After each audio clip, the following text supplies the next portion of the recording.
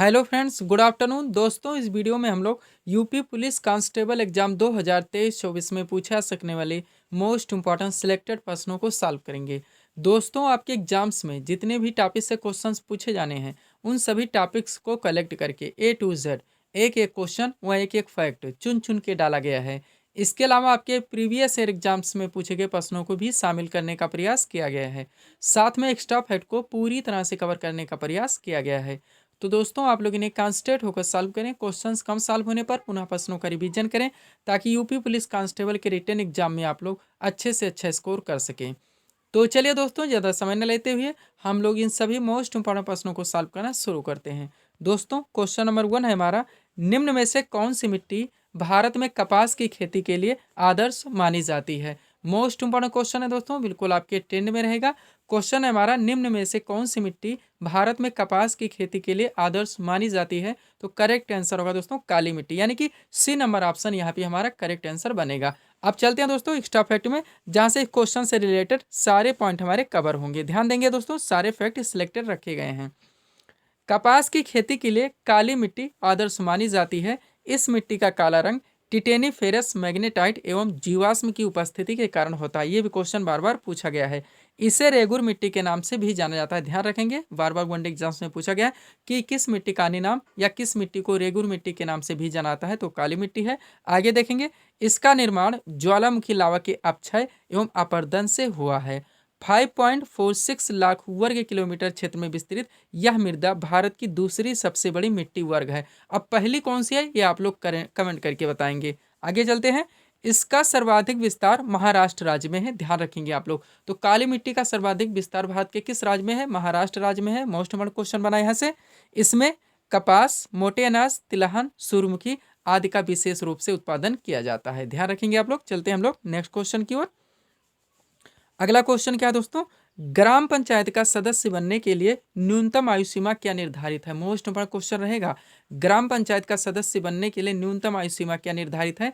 तो correct answer होगा दोस्तों 21 वर्ष, यानी कि बी नंबर ऑप्शन यहाँ पे हमारा करेक्ट आंसर बनेगा। अब एक्स्ट्रा फैक्ट में देखिएगा, मतदान की आयु के लिए न्यूनतम सीमा कितना रखा गया है दोस्तों? तो 18 वर्ष। उसके बाद पंचायत का सदस्य बनने के लिए न्यूनतम आयु सीमा 21 वर्ष। लोकसभा व विधानसभा सदस्य हेतु न्यूनतम आयु सीमा 25 वर्ष। राज्यसभा एवं विधान परिषद सदस्य हेतु न्यूनतम आयु सीमा 30 वर्ष। और राष्ट्रपति तथा राज्यपाल के लिए न्यूनतम आयु सीमा 35 वर्ष। सारी चीजें ध्यान रखेंगे, क्वेश्चन पूछे जाते हैं। चलेंगे हम लोग अगले क्वेश्चन की ओर। अगला क्वेश्चन क्या है दोस्तों, किस संशोधन द्वारा भारतीय संविधान की प्रस्तावना में पंथ निरपेक्ष शब्द जोड़ा गया। मोस्ट इंपॉर्टेंट क्वेश्चन है दोस्तों, संविधान संशोधन से उठाया गया है। सबसे पहले हम लोग इस क्वेश्चन को देखेंगे, इनका आंसर देंगे। पुनः संविधान संशोधन से जितने क्वेश्चंस बनते हैं, जितने ट्रेंड से पूछे जाते हैं, सब कुछ एक साथ कवर करेंगे। एग्जाम के बिल्कुल समय में लेके आ रहे हैं दोस्तों, पूरी तरह से अपडेटेड है। और इसमें इतने क्वेश्चंस डाले गए हैं, पीडीएफ इस तरह से इसका बनाया गया है ताकि आप लोग कम से कम समय में पूरी तरह से दोस्तों प्रिपरेशन करके तैयार हो जाते हैं। ध्यान रखिएगा आप लोग। तो चलते हैं क्वेश्चन देखते हैं, किस संशोधन द्वारा भारतीय संविधान की प्रस्तावना में पंथ निरपेक्ष शब्द जोड़ा गया है। तो करेक्ट आंसर होगा दोस्तों 42वां संविधान, यानी कि बी नंबर ऑप्शन यहाँ पे हमारा करेक्ट आंसर बनेगा। आप चलिए एक्स्ट्रा फैक्ट में सारे क्वेश्चन हमारे क्लियर हो जाएंगे। ध्यान दीजिएगा दोस्तों, पंथ निरपेक्ष शब्द 42वें संविधान संशोधन अधिनियम 1976, ये भी ध्यान रखेंगे। डायरेक्टली क्वेश्चन पूछा था कि 42वां संविधान संशोधन कब हुआ था, तो 1976 में हुआ था। फिर से पढ़ते हैं, पंथ निरपेक्ष शब्द 42वें संविधान संशोधन अधिनियम 1976 द्वारा प्रस्तावना में जोड़ा गया। इसी संशोधन अधिनियम के तहत समाजवादी और अखंडता शब्द भी जोड़े गए। यानी भारतीय संविधान की प्रस्तावना में 42वें संविधान संशोधन 1976 के द्वारा 3 शब्द जोड़े गए थे, समाजवादी, पंथ निरपेक्ष और अखंडता। आगे देखते हैं, भारतीय संविधान में धर्म निरपेक्षता यानी कि पंथ निरपेक्षता की सभी अवधारणाएं विद्यमान है, अर्थात देश में सभी धर्म समान हैं और उन्हें सरकार का समर्थन प्राप्त है। इसके अलावा 42वें संविधान संशोधन 1976 के द्वारा सरदार स्वर्ण सिंह समिति की संस्तुतियों के आधार पर संविधान में 10 मूल कर्तव्यों को भी जोड़ा गया था। तो ध्यान रखेंगे, 42वें संविधान संशोधन 1976 के द्वारा सरदार स्वर्ण सिंह समिति की संस्तुतियों के आधार पर संविधान में 10 मूल कर्तव्यों को भी जोड़ा गया था। आगे, जिसका वर्णन भारतीय संविधान के भाग 4A और अनुच्छेद 51 का में है। ध्यान रखेंगे, सारे आर्टिकल और भाग ये सब पूछे जाते हैं। आगे देखेंगे, 86वें संविधान संशोधन 2002 के द्वारा एक मूल कर्तव्य बढ़ा दिया गया, तब से वर्तमान में टोटल मूल कर्तव्यों की संख्या 11 है। पहले 42वें द्वारा 10 जोड़े गए, 86वें द्वारा एक बढ़ा दिया गया, तो वर्तमान में टोटल मूल कर्तव्यों की संख्या कितनी है? 11 है। और भाग 4A में आते हैं, अनुच्छेद 51 के काम में आता है, सरदार स्वर्ण सिंह समिति के संशोधितों के आधार पर बनाया गया था, ये भी ध्यान रखेंगे। अब आगे नोट देखिएगा, 42वें संविधान संशोधन अधिनियम 1976 के द्वारा संविधान में कई बदलाव होने के कारण इसे मिनी संविधान या लघु संविधान या संविधान का मैग्ना कार्टा भी कहा जाता है। ये भी हाईलाइटेड क्वेश्चन है। आगे चलते हैं, अगला पॉइंट क्या है दोस्तों? भारतीय संविधान में वर्णित मूल अधिकार यूएसए के संविधान से व मूल कर्तव्य रूस यानी कि पूर्व सोवियत संघ के संविधान से प्रेरित है, ये भी ध्यान रखेंगे। तो मूल अधिकार कहाँ से लिया गया? यूएसए के संविधान से, और मूल कर्तव्य रूस यानी पूर्व सोवियत संघ के संविधान से लिया गया है। नेक्स्ट देखेंगे दोस्तों, अब भारतीय संविधान के जितने संशोधन हुए मोस्ट इंपॉर्टेंट बनते हैं उनको एक साथ हम लोग कवर करेंगे, ताकि ये टॉपिक हमारा पूरी तरह से यहीं पे कवर हो सकेंगे। ध्यान दीजिएगा, सारे फैक्ट सिलेक्टेड हैं। सबसे पहले देखते हैं पहला संशोधन जो कि 1951 में हुआ था। इस संशोधन के द्वारा 9वीं अनुसूची को संविधान में शामिल किया गया। तो ध्यान रखेंगे, पहला संशोधन 1951 में हुआ था और इस संशोधन के द्वारा 9वीं अनुसूची को संविधान में शामिल किया गया। नेक्स्ट है दोस्तों 21वां संशोधन जो कि 1967 में हुआ था। इस संशोधन के द्वारा 8वीं अनुसूची में सिंधी भाषा को जोड़ा गया। ये भी क्वेश्चन डायरेक्टली पूछा था। तो संविधान में 8वीं अनुसूची, ये भी ध्यान रखेंगे। तो भारतीय संविधान की किस सूची में भाषाओं का वर्णन है? 8वीं अनुसूची है। और वर्तमान में टोटल कितनी भाषा इसमें शामिल है? 22 हैं, ये भी ध्यान रखेंगे। तो 21वां संविधान संशोधन 1967 में हुआ था और इस संशोधन के द्वारा 8वीं अनुसूची में सिंधी भाषा को जोड़ा गया था। नेक्स्ट देखेंगे, एक एक क्वेश्चन आप लोग जानते हैं दोस्तों एग्जाम्स के लिए कितने मोस्ट इंपॉर्टेंट होते हैं। अगर मिस होते हैं तो भी हमारे रैंक नीचे चले जाते हैं। अगर क्वेश्चन गलत हो जाते हैं ये तुक्का मारने के कारण, जो कि हम अच्छी तरह से प्रिपरेशन नहीं करते हैं, तो निगेटिव मार्किंग अलग से झेलनी पड़ती है। आपके पाठ्यक्रम में जहाँ जहाँ से क्वेश्चंस पूछे जाने हैं उन सबको पूरी तरह से जितने एक्स्ट्रा फैक्ट बन रहे हैं सबको कवर करवाया जा रहा है। तो क्या है दोस्तों, 24वां संविधान संशोधन देखते हैं जो कि 1971 में हुआ था। इस संशोधन के द्वारा संसद को मौलिक अधिकारों सहित संविधान के किसी भी भाग में संशोधन का अधिकार दिया गया। ध्यान रखेंगे। नेक्स्ट है 42वां, हम लोग कर चुके हैं क्वेश्चन में ही। 44वां देखते हैं जो कि 1978 में हुआ था। इस संशोधन के द्वारा संपत्ति के अधिकार को मूल अधिकार से हटाकर एक विधिक अधिकार यानी कि कानूनी अधिकार बना दिया गया और अनुच्छेद 300 का में जोड़ दिया गया। सारे क्वेश्चन ये पूछे जाते हैं। अभी हाल ही में दिल्ली पुलिस कांस्टेबल हुआ, आप लोग देख सकते हैं, बार बार पूछे गए और रिपीट भी हुए हैं। तो किस संशोधन के द्वारा संपत्ति के अधिकार को मूल अधिकार से हटा दिया गया? 44वें संविधान संशोधन 1978 के द्वारा। और वर्तमान में संपत्ति का अधिकार कैसा अधिकार है? ये एक विधिक अधिकार है यानी कि एक कानूनी अधिकार है और अब इसे अनुच्छेद 300 का में जोड़ दिया गया है। ये भी आप लोग ध्यान रखेंगे। अगला क्वेश्चन है दोस्तों 52वां संशोधन जो कि 1985 में हुआ था। कब हुआ था? 1985 में हुआ था। इस संशोधन के द्वारा संविधान में 10वीं अनुसूची जोड़ी गई। तो 9 जोड़ी गई थी पहले संशोधन के द्वारा, 10वीं जोड़ी गई 52वें संविधान संशोधन के द्वारा। तो इस संशोधन के द्वारा संविधान में 10वीं अनुसूची जोड़ी गई। इसके अलावा इसी संशोधन द्वारा राजनीतिक दल बदल पर कानूनी रोक लगाने की चेष्टा की गई। तो ध्यान रखेंगे आप लोग, 10वीं अनुसूची डायरेक्टली क्वेश्चन पूछा था किससे संबंधित है? तो दल बदल विधेयक से। ये भी आप लोग ध्यान रखेंगे। आगे चलते हैं, 56वां संशोधन देखते हैं जो कि 1987 में हुआ था। कब हुआ था? 1987 में हुआ था। इस संशोधन के द्वारा गोवा को पूर्ण राज्य का दर्जा दिया गया। इस संशोधन के द्वारा गोवा को पूर्ण राज्य का दर्जा दिया गया। कौन से संशोधन के द्वारा? 56वां संशोधन जो कि 1987 में हुआ था। आगे चलेंगे, 61वां संशोधन देखेंगे जो कि 1989 में हुआ था। इस संशोधन के द्वारा मताधिकार के लिए न्यूनतम आयु 21 वर्ष से घटाकर 18 वर्ष कर दी गई। ये भी आप लोग ध्यान रखेंगे। तो कौन सा संशोधन है जिसके द्वारा मताधिकार के लिए न्यूनतम आयु सीमा 21 वर्ष से घटाकर 18 वर्ष कर दी गई? 61वां संशोधन है जो कि 1989 में किया गया था। अगला देखेंगे 65वां संशोधन जो कि 1990 में हुआ था। इसके द्वारा अनुसूचित जाति एवं जनजाति आयोग के गठन की व्यवस्था की गई। ये भी आप लोग ध्यान रखेंगे। चलते हैं आगे हम लोग। अगला पॉइंट क्या है दोस्तों? 69वां संशोधन देखेंगे जो उनकी 1991 में हुआ था। इस संशोधन के द्वारा दिल्ली का नाम राष्ट्रीय राजधानी राज्य क्षेत्र दिल्ली किया गया। क्वेश्चन डायरेक्टली पूछा था कि संशोधन के द्वारा दिल्ली को राष्ट्रीय राजधानी बनाया गया, राजधानी क्षेत्र बनाया गया। तो दोस्तों 69वां संशोधन है जो कि 1991 में किया गया था। नेक्स्ट देखेंगे 91वां संशोधन जो कि 2003 में हुआ था। इसके द्वारा दल बदल संबंधी कानून में संशोधन किया गया। क्या किया गया? दल बदल संबंधी कानून में संशोधन किया गया। इसमें यह स्पष्ट किया गया कि 1/3 सदस्य एक साथ दल बदल नहीं कर सकते। ध्यान रखेंगे, रिवीजन जरूर करेंगे। और वेटर होगा, अगर आप पीडीएफ लेते हैं, उनका प्रिंट आउट निकलवा रहते हैं, तो अंडरलाइन लगा के स्टडी कीजिएगा। पुनः एक बार रिवीजन कर लेने से कम समय में बिना इधर उधर भटके आपके सारे पाठ्यक्रम यानी पूरा दोस्तों आपका प्रिपरेशन क्लियर हो जाता है। आगे देखेंगे, इसी संशोधन के द्वारा मंत्रिमंडल का आकार भी सीमित कर दिया गया। क्या किया गया? सीमित कर दिया गया। किसी भी मंत्रिपरिषद में प्रधानमंत्री सहित मंत्रियों की कुल संख्या लोकसभा की कुल संख्या के 15% से अधिक नहीं हो सकती। हालांकि किसी भी कैबिनेट सदस्यों की संख्या 12 से कम नहीं होगी। तो जितने दोस्तों सदस्य होते हैं मंत्रिमंडल में, उनके प्रधानमंत्री को भी जोड़ लिया जाता है। और यानी जितने लोकसभा सदस्य होते हैं 15% मंत्री बनाए जाते हैं, यानी कि सीमित किया गया इसी संशोधन के द्वारा। अगला देखेंगे दोस्तों 92वां संशोधन, जो कि 2003 में किया गया था। इस संशोधन के द्वारा संविधान की 8वीं अनुसूची में 4 भाषाओं, कौन कौन सी? मैथिली, डोगरी, बोडो और संथाली को जोड़ा गया। ये भी ध्यान रखेंगे। अब यहाँ पे जोड़ के दोस्तों 8वीं अनुसूची में टोटल 22 भाषाएं कर दी गई। चलते हैं नेक्स्ट संशोधन देखते हैं, थोड़ा और रह गया है। क्या क्या दोस्तों? 101वां संशोधन है, जो कि 2016 में हुआ था।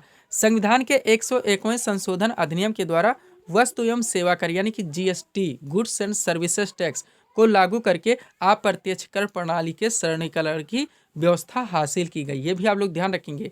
तो जीएसटी यानी कि गुड्स एंड सर्विसेज टैक्स वस्तु एवं सेवा कर, और जीएसटी कैसा कर है? अप्रत्यक्ष कर है, ये भी लिख दिया गया है। अब चलिए एक साथ पढ़ते हैं।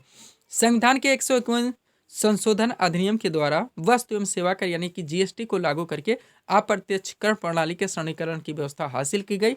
जीएसटी ने वस्तुओं और सेवाओं पर विभिन्न करों को एक कर में समेकित कर दिया, जिससे आपूर्ति श्रृंखला में कराधान सरल हो गया। तो सारे आपके दोस्तों फैक्ट यहाँ पे क्लियर हो रहे हैं। नेक्स्ट देखेंगे 102वां संशोधन, जो कि 2018 में हुआ था। दोस्तों इसके द्वारा राष्ट्रीय पिछड़ा वर्ग आयोग को संवैधानिक दर्जा प्रदान किया गया। ये ध्यान रखेंगे, बार बार पूछा गया। तो कौन सा संशोधन है जिसके द्वारा राष्ट्रीय पिछड़ा वर्ग आयोग को संवैधानिक दर्जा प्रदान किया गया? 102वां संशोधन है, जो कि 2018 में किया गया था। अब लास्ट देख लेंगे 128वां संशोधन, जो कि 2023 में यानी कि हाल ही में किया गया है। क्या किया गया है?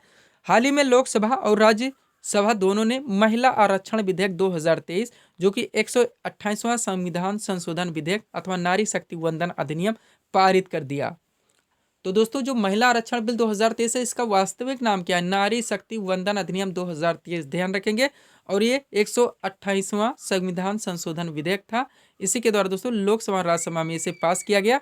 यह विधेयक लोकसभा और राज्य विधानसभाओं, इसके अलावा दिल्ली विधानसभा में महिलाओं के लिए 1/3 सीटें आरक्षित करता है। तो इसका अर्थ हुआ कि लोकसभा, विधानसभा और दिल्ली विधानसभा में 1/3 दोस्तों सीटें महिलाओं को दी जाएंगी, जो कि महिला आरक्षण बिल 2023 था। ध्यान रखेंगे पूरी बातें। चलते दोस्तों नेक्स्ट क्वेश्चन की ओर। उसके पहले हम लोग थोड़ा सा पीडीएफ के बारे में बात करेंगे। 4 पीडीएफ यहाँ पे हमारा लगा हुआ है। सबसे पहले यूपी पुलिस कांस्टेबल के बारे में ही बात कर लेते हैं, जिसका यहाँ पे हम लोग प्रिपरेशन कर रहे हैं।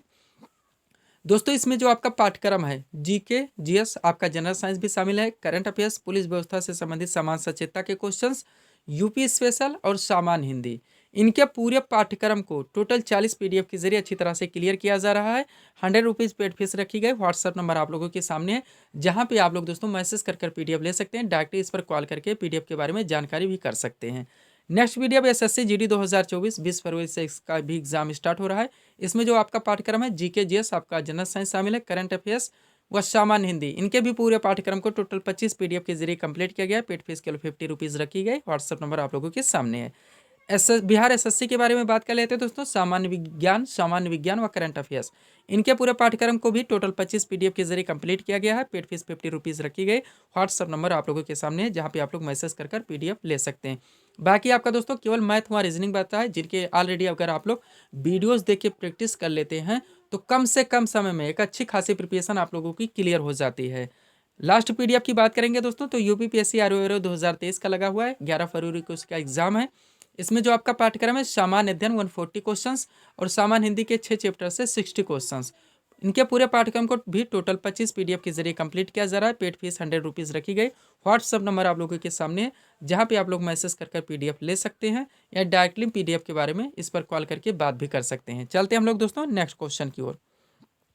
अगला क्वेश्चन हमारा जीआई टैग से आया हुआ है। सबसे पहले इस क्वेश्चन को देखेंगे, इनका आंसर देंगे। पुनः मोस्ट हमारे जितने जीआई टैग हैं यूपी स्पेशल को ध्यान में रखते हुए एक साथ कवर कर लेंगे। क्वेश्चन क्या रखा गया है, हाल ही में किस राज्य के अलीबाग सफेद प्याज को जीआई टैग प्रदान किया गया है। मोस्ट नंबर क्वेश्चन है, करेक्ट आंसर होगा महाराष्ट्र के। कहाँ के, महाराष्ट्र के।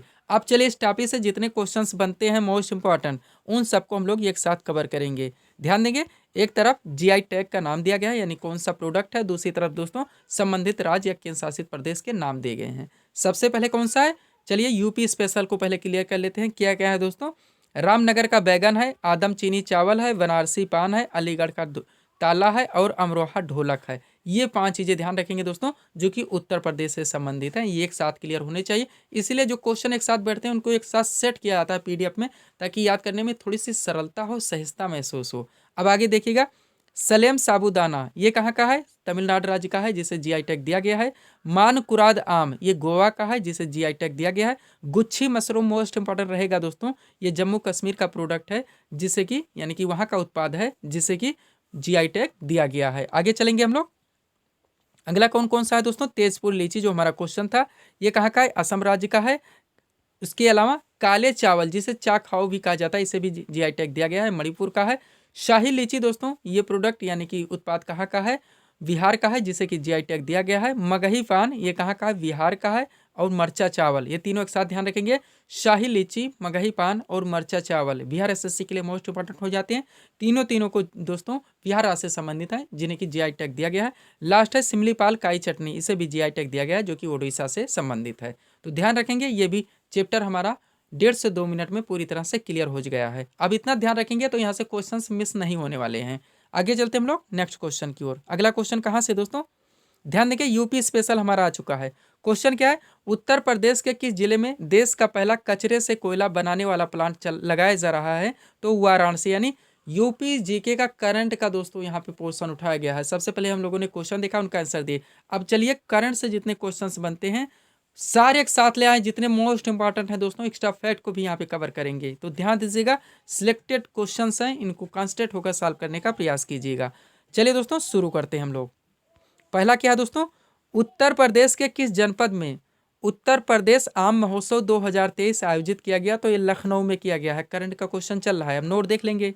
लखनऊ के मलिहाबाद का आम पूरे उत्तर प्रदेश में प्रसिद्ध है। ये आपको लोगों को ध्यान दिलाने के लिए हमने डाल दिया था, ताकि ये भी पूछा जा सकता है मलिहाबाद आम से रिलेटेड है दोस्तों, तो किसी तरह से दिया जा सकता है मलिहाबाद, उसके आगे कोड आम दे दिया गया या आम की नगरी, ऐसे कैसे करके दोस्तों इलाहाबाद लखनऊ के किस एरिया या क्षेत्र को मनाता है, आपकी एक ऑप्शन में मलिहाबाद दिया गया, तो इसलिए इसको याद दिलाने के लिए हमने नोट में डाल दिया था।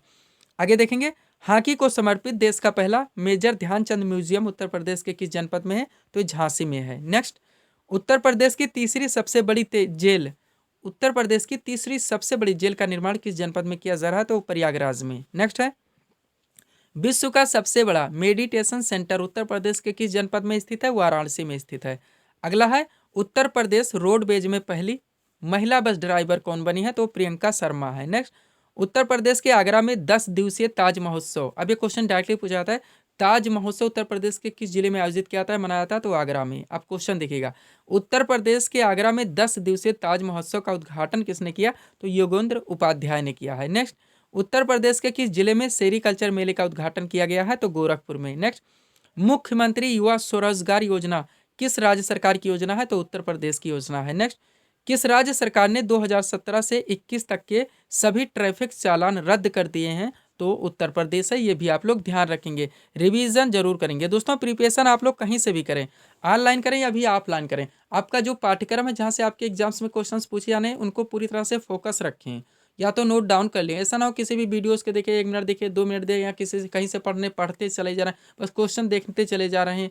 सब कुछ नहीं पढ़ना है, ये जानना ज़्यादा अनिवार्य है कि क्या हमें पढ़ना है, उससे ज़्यादा अनिवार्य है कि क्या नहीं पढ़ना है, क्योंकि हम सब कुछ नहीं पढ़ सकते, ना सब कुछ याद रख सकते हैं, ना सब कुछ याद रखकर एग्जाम हॉल में जा सकते हैं और वहाँ परफॉर्मेंस कर सकते हैं। इसी को ध्यान में रखकर PDF क्लियर किया गया है। अगला क्या है दोस्तों, क्वेश्चन हम लोग देखते हैं, किस राज्य सरकार ने, यह हमारा हो चुका है। नेक्स्ट है, उत्तर प्रदेश के पहले डेटा सेंटर का उद्घाटन कहाँ किया गया है, तो ग्रेटर नोएडा में। नेक्स्ट, किस राज्य में स्थित रानीपुर टाइगर रिजर्व देश का 53वां टाइगर रिजर्व बन गया है, तो चित्रकूट जिले में स्थित है दोस्तों, उत्तर प्रदेश के, ध्यान रखेंगे। नेक्स्ट, इलाहाबाद विश्वविद्यालय के किस प्रोफेसर को राष्ट्रपति द्रौपदी मुर्मू के द्वारा संगीत नाटक अकादमी पुरस्कार से सम्मानित किया गया? तो प्रोफेसर प्रेम कुमार मलिक हैं। नेक्स्ट, उत्तर प्रदेश के किन जिलों में अत्याधुनिक सुविधाओं से युक्त हाईटेक मिलिट्री अस्पताल का निर्माण किया जाएगा? तो मेरठ और लखनऊ में किया जाएगा, 2 जिलों में, ध्यान रखेंगे। अगला है, उत्तर प्रदेश सरकार के अनुसार मुख्यमंत्री कल्याण अन्न योजना, आप लोग जानते हैं इसको, के तहत प्रदेश में कितने करोड़ लोगों को मुफ्त राशन दिया जा रहा है? तो 14 करोड़ लोगों को दिया जा रहा है उत्तर प्रदेश में। और लास्ट है यहाँ से, हाल ही में उत्तर प्रदेश की पहली महिला पुलिस कमिश्नर कौन बनी है? तो लक्ष्मी सिंह है। कौन है? लक्ष्मी सिंह है। सब्सक्राइब करें दोस्तों आप हमारे स्टडी चैनल शिव कृपा क्लासेज को इसी तरह के वीडियोस के लिए। आगे चलते हैं हम लोग। अगला क्वेश्चन कहाँ से आ रहा है दोस्तों, ध्यान से देखिएगा। नागरिकों के लिए एक समान नागरिक संहिता का वर्णन भारतीय संविधान के किस अनुच्छेद में है? तो किस अनुच्छेद में है दोस्तों? 44 में है, यानी कि वी नंबर ऑप्शन यहाँ पे आपका सही आंसर होगा। ये हम ट्रिक से याद करते हैं, जैसे समान नागरिक संहिता का वर्ड पहले आया समान, अब इसमें आर्टिकल में एक 42 है, 46 है, 44 है, 48 है, तो कौन सा समान है? 44 है। ये ट्रिक लगाने के याद होने होते हैं। तो समान समान अनुच्छेद 44, 44 समान और समान नागरिक संहिता राज्य के नीति निर्देशक सिद्धांत के अंतर्गत आता है, आप लोग जानते हैं, जिसका वर्णन संविधान के अनुच्छेद 36 से 51 में है। अब चलिए आर्टिकल से क्वेश्चन आया हो दोस्तों, तो जितने मोस्ट हमारे आर्टिकल से बनते हैं उनको यहाँ पे हम लोग एक साथ कवर करेंगे। पुनः इसमें जो मूल अधिकार 12 से 35 के आर्टिकल रखे गए हैं उनको हम लोग दोबारा भी किसी वीडियोस में कवर करेंगे, पीडीएफ में आपके कवर कर दिया गया है। तो ध्यान रखेंगे, क्वेश्चन क्या था? नागरिकों के लिए एक समान नागरिक संहिता, मोस्ट इंपॉर्टेंट रहेगा यूसीसी, यूनिफॉर्म सिविल कोड इसका पूरा नाम है। तो नागरिकों के लिए एक समान नागरिक संहिता का प्रावधान भारतीय संविधान के किस अनुच्छेद में है? तो अनुच्छेद 44 में है। यहाँ पे देखिएगा, नागरिकों के लिए एक समान नागरिक संहिता का वर्णन भारतीय संविधान के आर्टिकल 44 के अंतर्गत आता है, यहाँ पे भी लिख दिया गया आंसर में। अब चलिए एक साथ हम लोग कवर करते हैं। एक तरफ दिया गया दोस्तों संविधान के महत्वपूर्ण अनुच्छेद और दूसरी तरफ संबंधित प्रावधान दिए गए हैं। सबसे पहले क्या दोस्तों? अनुच्छेद 14। तो 14 के अंतर्गत या 14 किससे संबंधित है? तो विधि के समझ समानता का अधिकार इसमें दिया गया अनुच्छेद 14 में।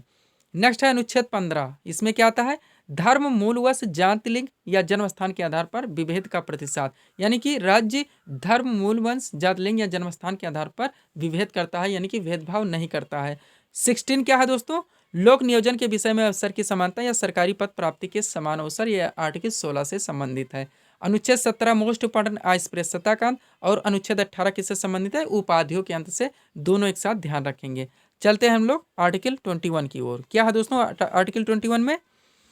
प्राण और दैहिक स्वतंत्रता का संरक्षण, यानी कि प्राण और दैहिक स्वतंत्रता का संरक्षण भारतीय संविधान के किस अनुच्छेद में वर्णित है? 21 में। यह भी ध्यान रखेंगे। एक बात और ध्यान रखेंगे दोस्तों, मैं बार बार बोलता हूँ, आर्टिकल से जब क्वेश्चन पूछे जाते हैं, मैं रिवीजन क्यों बोलता हूँ कि प्रिपेयर पूरी तरह से होना चाहिए, क्योंकि वहाँ 10% तो माइंड डिस्टर्ब हो ही जाता है एग्जाम में, तो प्रिपेयर होना ज़्यादा जरूरी होता है ताकि क्वेश्चन मिस्टेक ना हो। अब ऐसे क्वेश्चन 2 तरह से बनाए जाते हैं, कभी कभी आपके क्वेश्चन में कॉन्सेप्ट दिया जाएगा और आर्टिकल में ऑप्शन दिए जाएंगे। जैसे कैसे बन जाएगा आर्टिकल 21 को? प्राण और दैहिक स्वतंत्रता का संरक्षण भारतीय संविधान के किस अनुच्छेद में? तो अनुच्छेद 21 आपके ऑप्शन में डाल दिया गया।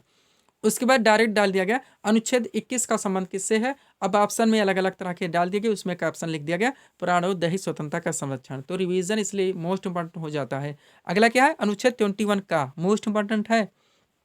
इसमें दोस्तों 6 से 14 वर्ष तक के सभी बच्चों को निःशुल्क और अनिवार्य शिक्षा का अधिकार दिया गया। आप लोग जानते हैं 21 का के अंतर्गत आता है, एक मूल अधिकार है। नेक्स्ट अनुच्छेद 23 मानव दुर्व्यापार एवं बलात्श्रम का प्रतिषेध करता है, अनुच्छेद 23 के तहत। नेक्स्ट अनुच्छेद 24 में क्या संबंधित है? कारखानों आदि में बालकों के नियोजन का प्रतिषेध, ये वर्णन है दोस्तों अनुच्छेद 24 में। 29 की बात करें तो अल्पसंख्यक वर्गों के हितों का संरक्षण, आप लोग जानते हैं 29 और 30 में किसका वर्णन है? हमारा 5वां मूल अधिकार है, संस्कृति एवं शिक्षा संबंधी अधिकार, जिसमें लिखा गया है। और लास्ट है दोस्तों अनुच्छेद 32 हमारा 6ठा मूल अधिकार, इसके अंतर्गत संवैधानिक उपचारों का अधिकार आता है, ये आप लोग ध्यान रखेंगे। चलते हैं दोस्तों अगले पॉइंट की ओर। क्या है अगला हमारा? अनुच्छेद 39 का मोस्ट इंपॉर्टेंट है, समान न्याय तथा निःशुल्क विधिक सहायता। अब इसको पलट दिया जाए, समान न्याय तथा निःशुल्क विधिक सहायता का वर्णन भारतीय संविधान के किस आर्टिकल में है? तो 39 का में है। अनुच्छेद 40 की बात करें, मोस्ट इंपॉर्टेंट रहेगा, आप लोग जानते हैं ग्राम पंचायत की स्थापना का प्रावधान है इसमें। और अनुच्छेद दोस्तों 48 का की बात की जाए तो पर्यावरण का संरक्षण और संवर्धन एवं वन तथा वन्य जीवों की रक्षा का वर्णन संविधान के किस अनुच्छेद में? तो 48 का में है। 61 की बात की जाए तो राष्ट्रपति पर चलाई जाने वाली महाभियोग की प्रक्रिया का प्रावधान इसमें किया गया है, यानी कि राष्ट्रपति पर चलाई जाने वाली महाभियोग प्रक्रिया का वर्णन संविधान के किस अनुच्छेद में? 61 में। दोनों तरफ से बात कर लेते हैं। अनुच्छेद 72 में क्या वर्णन है दोस्तों? तो राष्ट्रपति द्वारा क्षमादान की शक्ति का प्रावधान यानी कि वर्णन किया गया है अनुच्छेद 72 में।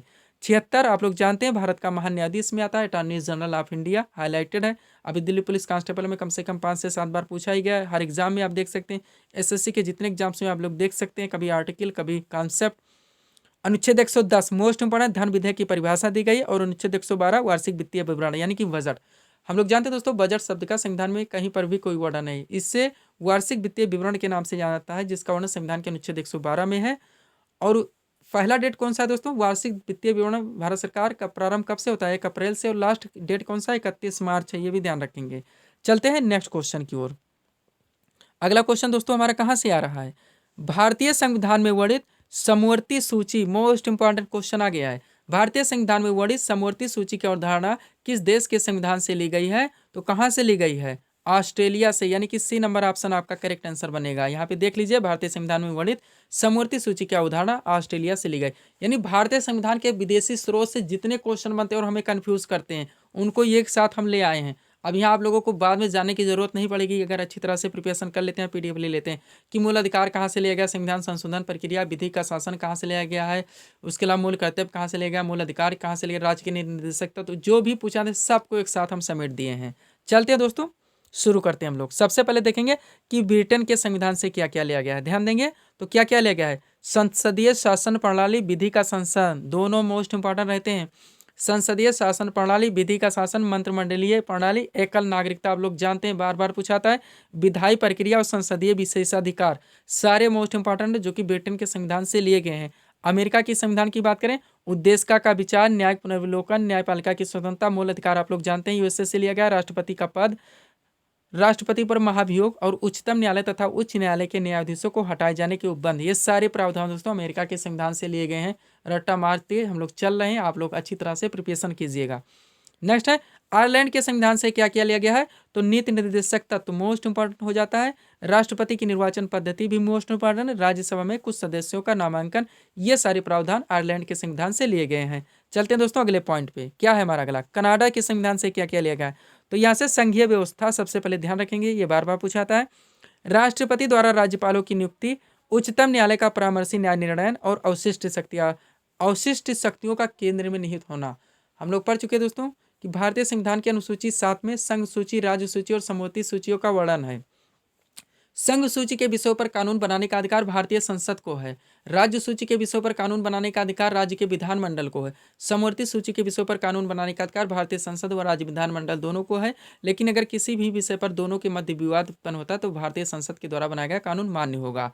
जैसे कि जनगणना किस सूची का विषय है? संघ सूची का विषय है। ऐसा भारतीय संसद के द्वारा कानून बनाया जाएगा। पुलिस व्यवस्था ध्यान रखिए क्योंकि इसकी तैयारी चल रही है, तो ये राज्य सूची का विषय, इसका अर्थ ये हुआ इस पर दोस्तों कानून राज्य विधानमंडल के द्वारा बनाया जाएगा। उसके बाद में शिक्षा बार बार पूछा था, ये समवर्ती सूची का विषय है। अब यहाँ पे क्या है? अवशिष्ट शक्तियाँ यानी अवशिष्ट सूची, जो विषय संघ सूची, राज्य सूची और समवर्ती सूचियों में शामिल नहीं होते उनका दोस्तों अवशिष्ट सूचियों के अंतर्गत मनाता है, और इस पर पूरा का पूरा अधिकार केंद्र का होता है। ध्यान रखेंगे, यही बात यहाँ पे कही गई है और ये कनाडा के संविधान से ली गई है। अगला देखेंगे ऑस्ट्रेलिया के संविधान से। तो संसद के दोनों सदनों की संयुक्त जो बैठक करवाई जाती है, उद्देश्य की भाषा तथा समवर्ती सूची हाईलाइटेड है, आप लोग जानते ही होंगे। ये सारे प्रावधान ऑस्ट्रेलिया के संविधान से लिए गए हैं। जापान के संविधान से एक ही बात ध्यान रखिएगा, विधि द्वारा स्थापित प्रक्रिया, विधि का शासन इंग्लैंड से लिया गया है, विधि द्वारा स्थापित प्रक्रिया दोनों अलग अलग चीजें हैं। और 368 जो आर्टिकल है संविधान संशोधन की प्रक्रिया, ये दक्षिण अफ्रीका के संविधान से ली गई। ध्यान रखेंगे, बार बार पूछा था। तो दक्षिण अफ्रीका के संविधान से केवल एक ही बात ध्यान रखिएगा, संविधान संशोधन की प्रक्रिया अनुच्छेद 368 यानी कि 368 जो लिया गया है, ये दक्षिण अफ्रीका के संविधान से लिया गया है। लास्ट देख लेते हैं, रूस यानी पूर्व सोवियत संघ के नाम से जो जाना जाता था। मूल कर्तव्य आप लोग जानते हैं, अभी हम लोग ने चर्चा कर लिया। तथा प्रस्तावना में जो शब्द जोड़े गए हैं, सामाजिक, आर्थिक एवं राजनीतिक, ये दोस्तों एक आदर्श का वर्णन है जो कि पूर्व सोवियत संघ यानी कि रूस के संविधान से लिया गया। तो दो चीजें यहाँ से ध्यान रखेंगे। ये टॉपिक भी आप लोगों का 3 से 4 मिनट में पूरी तरह से कंप्लीट हो रहा है। अब किसी भी एग्जाम से बैठेंगे ये बार बार पूछे जाते हैं, आप लोग जानते हैं। आगे चलेंगे नेक्स्ट क्वेश्चन की ओर। अगला क्वेश्चन कहाँ से आ रहा है दोस्तों हमारा? परंपरा से चली आई हुई बात या कथा, वाक्यांश का एक शब्द क्या होगा? तो दोस्तों अनुश्रुति होगा, ये हमारा आंसर बनेगा, यानी हिंदी से आ चुका है। वाक्यांश के लिए एक शब्द, इस टॉपिक को यहाँ पे उठाया गया है। तो क्वेश्चन था परंपरा से चली आई हुई बात या कथा, वाक्यांश का एक शब्द होगा तो अनुश्रुति होगा। अब चलिए इस टॉपिक से जितने मोस्ट इंपोर्टेंट बनते हैं हम लोग उनको कवर करते हैं, ध्यान दीजिएगा आप लोग। पहला क्या है दोस्तों, एक तरफ दिया गया है वाक्यांश के अनेक शब्द, दूसरी तरफ एक शब्द। सबसे पहले जो अपने स्थान या स्थिति से अलग ना किया जा सकते उसे अच्युत कहा जाता है। क्या कहा जाता है? अच्युत कहा जाता है, ध्यान रखेंगे। नेक्स्ट है किसी के गुण को भी अवगुण समझना, वाक्यांश का शब्द क्या होगा? असूया। सब कुछ हमारे द्वारा क्लियर करवाया जा रहा है, कुछ भी छूट नहीं रहा है। नेक्स्ट है पश्चिम दिशा जिसमें सूर्य अस्त होता है उसे क्या कहा जाता है? अथमाना के नाम से जाना जाता है। नेक्स्ट है अत्यंत सूक्ष्म या छोटा होने की शक्ति प्राप्त होना, वाक्यांश का एक शब्द होगा तो अणिमा होगा। नेक्स्ट है जो घबराने वाला हो, वाक्यांश का एक शब्द अकातर होगा। नेक्स्ट है जो कहा ना जा सके, वाक्यांश का एक शब्द अकथनीय होगा। क्या होगा? अकथनीय होगा। दोनों एक साथ ध्यान दीजिएगा, दो हैं यहाँ पे, जो कहा ना जा सके अकथनीय और जो कहा ना गया हो अकथित। नेक्स्ट है जिसे करना आवश्यक हो, वाक्यांश का शब्द क्या होगा? अनिवार्य होगा। नेक्स्ट है पीछे पीछे चलने वाला, वाक्यांश का शब्द अनुगामी होगा। दोस्तों ध्यान रखें, हिंदी के क्वेश्चंस जब भी आप लोग सॉल्व करें वर्तनी पर खास फोकस रखने का प्रयास करें। वर्तनी के कारण एग्जाम में समय के प्रेशर के कारण हमारे बहुत सारे क्वेश्चंस गलत हो जाते हैं। तो क्वेश्चंस पूरा पढ़ें, लास्ट में ये भी देखें, कभी कभी क्वेश्चन में हाईलाइट नहीं होता कि सत्य बताने या गलत बताने, पहला वर्ड देखें आंसर टिक कर दे, तो सही और गलत भी देखें कि इसमें क्या होगा या नहीं होगा। पूरा क्वेश्चन पढ़ने का प्रयास करें और हिंदी के क्वेश्चन में अच्छी तरह से चारों ऑप्शन चेक करें, एग्जैक्ट आंसर अपना हेरें। अगला चलते हैं हम लोग, जिसके अंदर अर्थ भरा हो, वाक्यांश का शब्द अर्थ गर्भित होगा। जिस पर अभियोग लगाया गया हो, वाक्यांश का एक शब्द अभियुक्त होगा। क्या होगा? अभियुक्त होगा। आगे चलते हैं हम लोग, अगला क्या है? जिसे बुलाया ना गया हो, वाक्यांश का एक शब्द क्या होगा? अनाहूत होगा। जो किसी पर अभियोग लगाए, वाक्यांश का एक शब्द अभियोगी होगा। जिसका उत्तर नहीं दिया गया हो, अनुत्तरित होगा। पास, पर्वत के पास की भूमि, पर्वत के नीचे तलहटी की भूमि। ध्यान देंगे, दोनों तरफ से दोनों पूछा आता है, कोई भी वर्ड यहाँ पे वाक्य, तो पर्वत के पास की भूमि या फिर पर्वत के नीचे तलहटी की भूमि, वाक्यांश का शब्द क्या होगा? उपत्यका होगा। नेक्स्ट, वह सामग्री जिससे कोई पदार्थ बने, वाक्यांश का शब्द उपादान होगा। नेक्स्ट, जिससे ऊंचा कोई ना हो, वाक्यांश का शब्द उच्चतम होगा। क्या होगा? उच्चतम होगा। अगला देखेंगे हम लोग, थोड़े और रह गए दोस्तों। नेक्स्ट है किसी बात की इच्छा रखने वाला, वाक्यांश का शब्द इच्छुक होगा। और इस सीरीज का लास्ट पॉइंट क्या है? गुरु के निकट रहने वाला विद्यार्थी, वाक्यांश का शब्द अंतेवासी होगा। क्या होगा? अंतेवासी होगा। तो ये थे दोस्तों इस सीरीज के टॉप एमसीक्यूज के प्रश्न जिनको यहाँ पे हम लोगों ने सॉल्व किए हैं। उम्मीद है दोस्तों आप सभी लोगों ने सॉल्व किए होंगे और देखे होंगे कि यहाँ से आपके कितने प्रश्न सही हो रहे हैं। तो दोस्तों इसी तरह के वीडियोस के लिए आप हमारे स्टडी चैनल शिव कृपा क्लासेस से जुड़े चैनल को सब्सक्राइब करें ताकि हमारे द्वारा दिए जाने वाले सभी वीडियोज़ आप क्रम से सबसे पहले देख सकें। तो मिलते हैं दोस्तों नेक्स्ट वीडियोज़ में। Thanks for watching.